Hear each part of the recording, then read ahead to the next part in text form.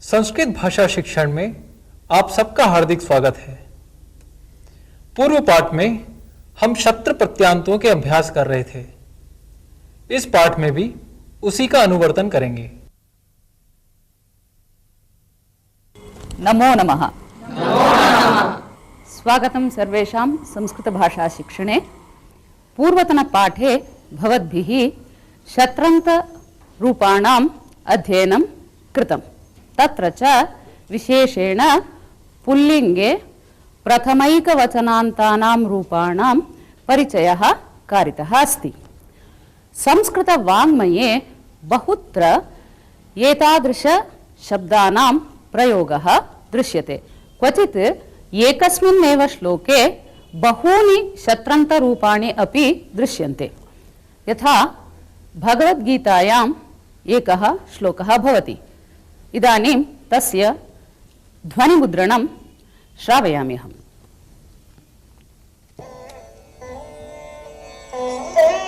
नैव किञ्चित् करोमीति युक्तो मन्येत तत्त्ववित् पश्यन् शृण्वन् स्पृशन् जिघ्रन् अश्नन् गच्छन् स्वपन् श्वसन्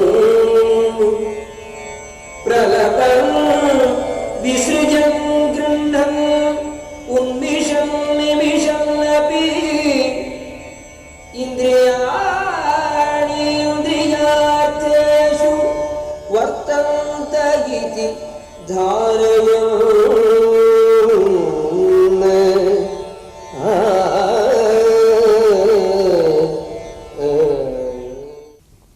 भगवद्गीतायां पंचमे अध्याये एतौ श्लोकौ स्तः। तौ पुनरपि एकवारं पठामि अहम्।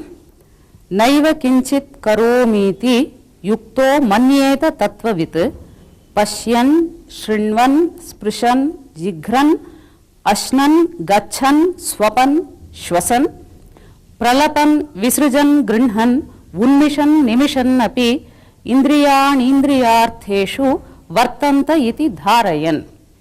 अत्र बहूनि शत्रन्त रूपाणि प्रयुक्तानि सन्ति। तानि भवन्तः ज्ञातुमर्हन्ति। यथा पश्यन् शृण्वन् स्पृशन् जिघ्रन् अश्नन् गच्छन् स्वपन् श्वसन् प्रलपन् विसृजन् गृह्णन् उन्मिषन् निमिषन् धारयन्। भगवद गीता के इन श्लोकों में कई शत्रु प्रत्यांतों का संग्रह है। इदानीम् अग्रे वयम् एतेषां रूपाणां बहुवचनरूपं किं भवति, एतेषां पदानां बहुवचनरूपं कथं भवति इत्येतत् जानीमः। गच्छन् इति प्रथमैकवचनान्तं रूपं भवति। तस्य बहुवचनं रूपं गच्छन्तः इति भवति। एवमेव पठन् इत्यस्य बहुवचनं पठन्तः इति भवति। श्वसन् श्वसन्तः इति भवति। गच्छन्तः, पठन्तः, लिखन्तः आदि बहुवचन रूप हैं। हम आगे इनका अभ्यास देखेंगे। एवं अन्यानि कानिचन पदानि एकवचने अहम् इदानीं वदामि। भवन्तः तस्य बहुवचनरूपं कथयन्तु। गच्छन् पठन् पतन् क्रीडन् नयन् पश्यन् पृच्छन् मिलन् त्यजन् खादन् जानन् कुर्वन् शृण्वन् उत्तिष्ठन् उपविशन् स्थापयन् स्मरन्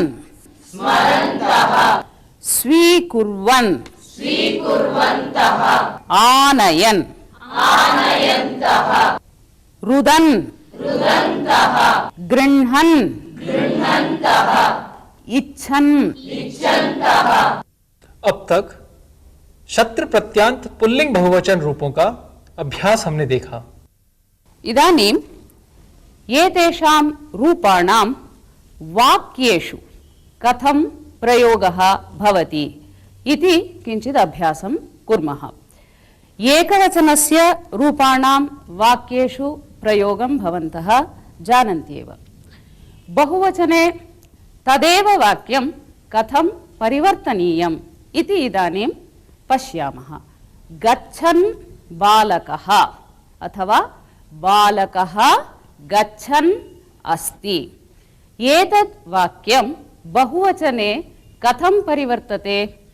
बालकाः गच्छन्तः सन्ति। वृद्धः उपविशन् अस्ति। वृद्धाः उपविशन्तः सन्ति। एवं रूपेण तत्र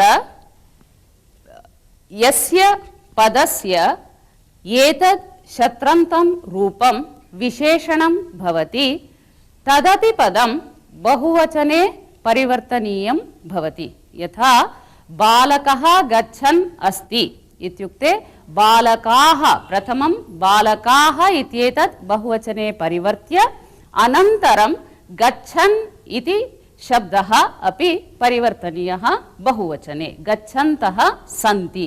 अनन्तरं क्रियापदस्य अपि परिवर्तनम् आवश्यकं भवति। एवं कानिचन वाक्यानि इदानीम् अहं पत्रे प्रदर्शयामि। तेषां बहुवचने परिवर्तनं कुर्वन्तु। नटः अभिनयन् अस्ति।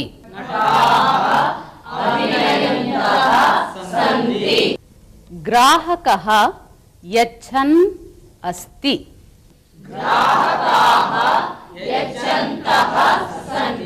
चोरः धावन् अस्ति। भक्तः नमन् अस्ति। रासभः वहन् अस्ति।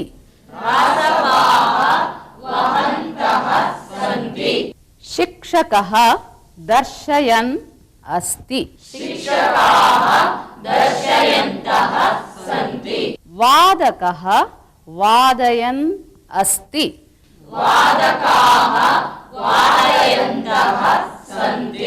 अर्चकः पूजयन् अस्ति।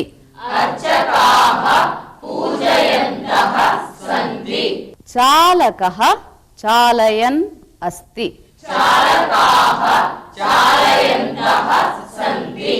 व्याघ्रः गर्जन् अस्ति। अत्युत्तमम्। इदानीं ज्ञातवन्तः यथा एकवचनतः कथं बहुवचने शत्रन्तरूपाणां परिवर्तनं भवति इति। एक वचन से बहुवचन में परिवर्तन भी आपने देखा। एतानि शत्रन्तरूपाणि विशेषणानि भवन्ति। अतः तेषां सर्वासु विभक्तिषु सर्वेषु वचनेषु च रूपाणि भवन्ति। इदानीं भवन्तः एकवचनं रूपं तथा बहुवचनं रूपं केवलं पुल्लिङ्गे ज्ञातवन्तः। मध्ये द्विवचनमपि अस्ति। यथा गच्छन् गच्छन्तौ गच्छन्तः इति भवति। लिखन् लिखन्तौ लिखन्तः इत्युक्ते लिखन् बालकः लिखन्तौ बालकौ लिखन्तः बालकाः। गच्छन् पुरुषः गच्छन्तौ पुरुषौ गच्छन्तः पुरुषाः। एवमादि रूपाणि भवन्ति। अस्य शत्रन्तपदस्य प्रातिपदिकं तकारान्तं भवति। गच्छत् गच्छन् गच्छन्तौ गच्छन्तः इत्येतानि रूपाणि गच्छत् इति तकारान्त पुल्लिंग शब्दस्य भवन्ति।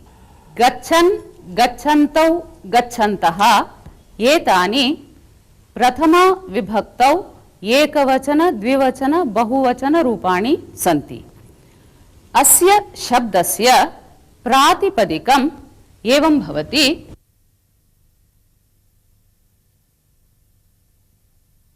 गच्छत् इति तकारान्तः शब्दः भवति। पुल्लिङ्गे अस्य शब्दस्य गच्छन्, गच्छन्तौ, गच्छन्तः इति रूपाणि भवन्ति। एवमेव अन्यानि अपि प्रातिपदिकानि भवन्ति। यथा लिखत्, अस्य रूपाणि भवन्तः जानन्ति, लिखन्, लिखन्तौ, लिखन्तः इत्यादि। पठत्, नमत् इत्यादि सर्वं तकारान्तं भवति। इदानीं कानिचन प्रातिपदिकानि अहं वदामि। तेषाम् एकवचन, द्विवचन, बहुवचनेषु रूपाणि वक्तव्यानि। जिघ्रत्, जिघ्रन्, जिघ्रन्तौ, जिघ्रन्तः। तिष्ठत्, तिष्ठन्, तिष्ठन्तौ, तिष्ठन्तः। वदत्, वदन्, वदन्तौ, वदन्तः। हसत्, हसन्, हसन्तौ, हसन्तः। धावत्, धावन्, धावन्तौ, धावन्तः। जयत्, जयन्, जयन्तौ, जयन्तः। अपहरत्, अपहरन्, अपहरन्तौ, अपहरन्तः। कुप्यत्, कुप्यन्, कुप्यन्तौ, कुप्यन्तः। शत्रन्त पुल्लिंग रूपाणि भवन्तः ज्ञातवन्तः। इदानीं स्त्रीलिङ्गे शत्रन्त रूपाणि कथं भवन्ति इति विचारयामः। गच्छन् इति पुल्लिंग रूपस्य स्त्रीलिङ्गे गच्छन्ती इति भवति। अहल्या, भवती आगत्य स्वनाम फलके लिखतु।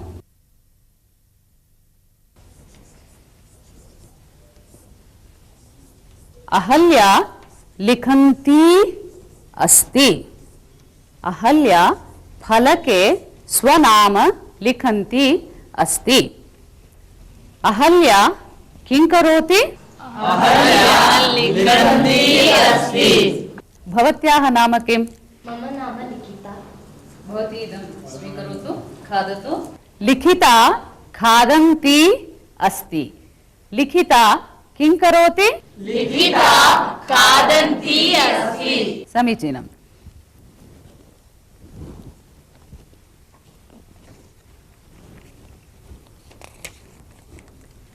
भवती एतत् पुस्तकं पठतु। वाचं देवा उपरि। सहना पुस्तकं पठन्ती अस्ति। सहना किं करोति? सहना पुस्तकं पठन्ती अस्ति। समीचीनम्। एवम् अन्यानि अपि स्त्रीलिङ्गरूपाणि भवन्ति। यथा गच्छन्ती बालिका शालां गच्छन्ती अस्ति। माता पचन्ती अस्ति। भगिनी चित्रं पश्यन्ती अस्ति। सोदरी पुस्तकम् आनयन्ती अस्ति। इदानीं पुल्लिङ्गतः स्त्रीलिङ्गरूपाणि कथं परिवर्तन्ते इति जानीमः। पश्यन्तु। लिखन् एतत् पुल्लिङ्गं रूपम्। अस्य स्त्रीलिङ्गे लिखन्ती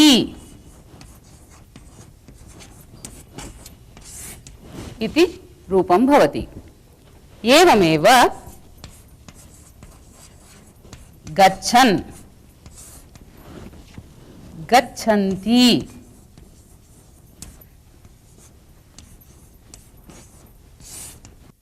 एतत् गच्छन् इत्यस्य स्त्रीलिङ्गरूपं भवति। एवम् अन्यानि कानिचन पुल्लिङ्गरूपाणि अहं वदामि। भवन्तः तस्य स्त्रीलिङ्गं रूपं वदन्तु। पश्यन् पश्यन्ति। तिष्ठन् तिष्ठन्ति जिघ्रन् जिघ्रन्ति वदन् वदन्ति स्पृशन् स्पृशन्ति जपन् जपन्ति अपहरन् अपहरन्ति नृत्यन् नृत्यन्ति। एतेषां स्त्रीलिङ्गरूपाणां वाक्येषु प्रयोगः कथं भवति इति इदानीं पश्यामः। अहं वाक्यद्वयं वदामि। माता पचन्ती अस्ति, सहोदरी गच्छन्ती अस्ति। इदानीं भवन्तः एकैकं वाक्यं वदन्तु। भवती आरम्भं करोतु। देविका नृत्यन्ती अस्ति। रमा पठन्ती अस्ति। लता गीतं गायन्ती अस्ति। उत्तमं। भवती वदतु। भगिनी वस्त्रं प्रक्षालयन्ती अस्ति। बालिका फलं खादन्ती अस्ति। दीपा लिखन्ती अस्ति। रमा दूरदर्शनं पश्यन्ती अस्ति। अम्बा परिवेशयन्ती अस्ति। सीता वनं गच्छन्ती अस्ति। रमा पद्यं गायन्ती अस्ति। समीचीनं। भवती वदतु। पितामही पूजयन्ती अस्ति। भवान् वदतु। गार्गी वेदं पठन्ती अस्ति। सा हसन्ती अस्ति। राधिका लिखन्ती अस्ति। समीचीनम्। इदानीं वाक्येषु स्त्रीलिङ्गशत्रन्तरूपाणां प्रयोगः कथं भवति इति भवन्तः ज्ञातवन्तः। एतेषाम् एकवचनरूपाणां बहुवचनरूपम् अपि भवति। यथा गच्छन्ति इत्यस्य गच्छन्त्यः इति बहुवचनं भवति। पठन्ति पठन्त्यः इति बहुवचनं रूपम्। लिखन्ति लिखन्त्यः इति बहुवचने रूपं भवति। भवन्तः ईकारान्त स्त्रीलिंग शब्दं जानन्ति किल? नदी, गौरी इत्यादि ईकारान्त स्त्रीलिंग शब्दान् जानन्ति किल? तद्वदेव एतेषाम् अपि शब्दानां रूपाणि भवन्ति। नदी नद्यः, गौरी गौर्यः, तथा लिखन्ति लिखन्त्यः गच्छन्ति गच्छन्त्यः वदन्ति वदन्त्यः पठन्ति पठन्त्यः हसन्ति हसन्त्यः। एतेषां द्विवचने रूपाणि नदी शब्दवदेव भवन्ति। यथा लिखन्त्यौ गच्छन्त्यौ पठन्त्यौ भवन्त्यौ इत्यादि। एवम् इदानीं शत्रन्तपदानां पुल्लिङ्गे स्त्रीलिङ्गे च रूपाणि कथं भवन्ति इति ज्ञातवन्तः। लिखन्ति, पठन्ति, पश्यन्ति आदि स्त्रीलिंग रूप हैं। ईकारांत स्त्रीलिंग शब्द के रूपों के समान इन शब्द के भी रूप होते हैं। जैसे लिखन्ति लिखन्त्यः, गच्छन्ति गच्छन्त्यः।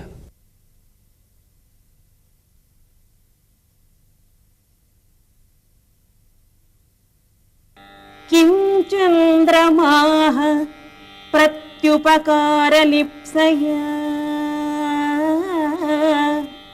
करोति गोभिः कुमुदावबोधनम्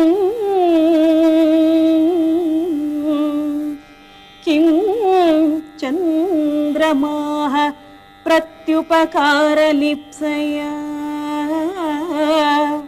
करोति गोभिः कुमुदावबोधनम् स्वभाव एवोन्नतचेतसां सतां स्वभाव एवोन्नतचेतसां सतां परोपकारव्यसनं हि जीवितम् परोपकारव्यसनं परोपकारव्यसनं हि जीवितम् जीवितं किं चन्द्रमाः प्रत्युपकारलिप्सया करोति गोभिः कुमुदावबोधनम् किं चन्द्रमाः प्रत्युपकारलिप्सया करोति गोभिः कुमुदावबोधनम् स्वभाव एवोन्नतचेतसां सताम् स्वभाव एवोन्नतचेतसां सताम् परोपकारव्यसनं हि जीवितम् परोपकारव्यसनं हि जीवितम्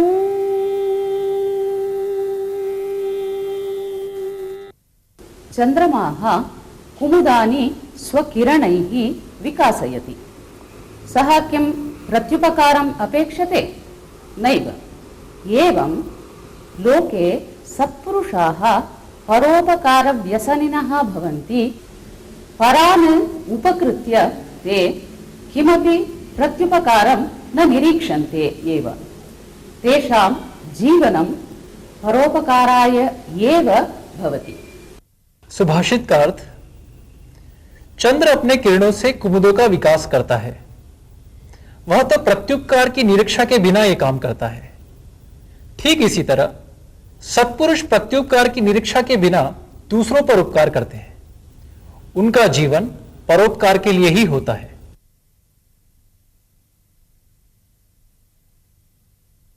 दयानंद सरस्वती वर्यः युवावस्थायां विद्याभ्यासार्थं मथुरानगरीं गतवान्। तत्र गुरुः विरजानन्दः स्वपाठशालायाम् अनेकान् ब्रह्मचारिणः व्याकरणादिशास्त्राणि पाठयति। पाठशालायाः अनतिदूरे विरजानन्दस्य उटजे वासः। पाठशालायाः उटजस्य सर्वाणि कार्याणि ब्रह्मचारिणः एव निर्वहन्ति स्म। उटजस्य स्वच्छतायाः दायित्वं दयानन्दस्य आसीत्। कदाचित् सः उटजस्य सम्मार्जनं कृतवान्। कृत्वा अवकरान् राशीकृतवान्। तत्र द्वारस्य समीपे एव त्यक्तवान्। तन्मध्ये कश्चन तम् आहूतवान्। अतः सः अवकरराशिं तत्रैव त्यक्त्वा त्वरया गतवान्। एतस्मिन् अन्तरे गुरुः विरजानन्दः तत्र उटजम् आगतः। सः दृष्ट्या मन्दः आसीत्।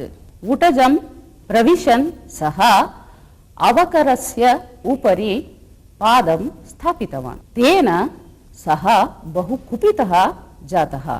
पृष्टवान् छात्रान्, कः अत्र अवकरं क्षिप्तवान् इति। ते उक्तवन्तः, दयानन्दस्य इदं कार्यम् इति। तत्क्षणं सः दयानन्दम् आनाय्य दण्डेन तस्य पृष्ठे बहुवारं प्रहृतवान्। कति प्रहाराः गुरुणा दत्ताः इति भगवान् एव जानाति। बहु प्रहारं लब्ध्वा दयानन्दः रोदनम् आरब्धवान्। तस्य रोदनं श्रुत्वा गुरोः मनसि करुणा सञ्जाता। सः पृष्टवान्, मम प्रहारैः महती वेदना जाता वा भवतः इति। परन्तु दयानन्दः किमुक्तवान् जानन्ति वा? सः उक्तवान्, गुरो, मम शरीरं व्यायामाभ्यासेन बहु दृढमस्ति। तत्र प्रहारैः कोऽपि परिणामः न जातः, किन्तु मां प्रहरतः भवतः करे बाधा जाता स्यात् इति अहं खिन्नः अस्मि इति उक्तवान् दयानन्दः। तत् श्रुत्वा विरजानन्दस्य नेत्राभ्याम् अश्रूणि निर्गतानि। सः उक्तवान्, वत्स, भवान् नूनं दयानिधिः एव अस्ति। भगवान् तव मनोरथं पूरयतु।